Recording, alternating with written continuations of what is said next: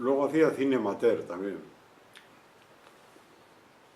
Hacía cine en Super 8. Y hice una película muy bonita el año 72. No, primero del 73, a principios del 73. Sobre una charriboda, que era el cerdo desde que está vivo hasta que lo matan y se lo come la gente. Entonces, duraba media hora, un documental muy bonito. Y eso hice con la gente del PNV de Durango, que eran todos viejos. O sea,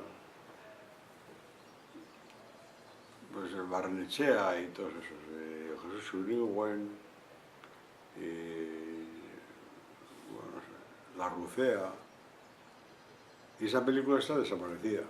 ¿Ah, sí? ¿Tú tampoco tienes una copia? No tengo copia. Se la quedó Jesús Uribe y como se murió, he tratado de contarla, pero no.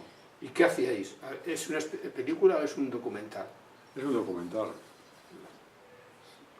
¿Y grabasteis en los caseríos de aquí o cómo fue? Grabamos en el caserío de Julián Berroza-Argoitia.